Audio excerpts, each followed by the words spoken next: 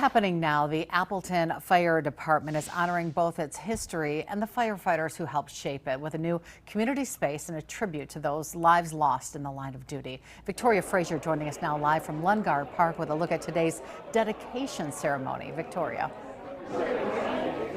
Cammie, the ceremony here at Lundgaard Park celebrates the opening of the new pavilion while also honoring the lives of 4 Appleton firefighters who paid the ultimate sacrifice to their community.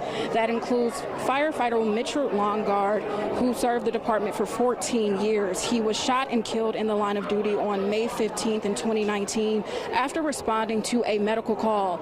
Today, his family opened the ceremony with the hose uncoupling.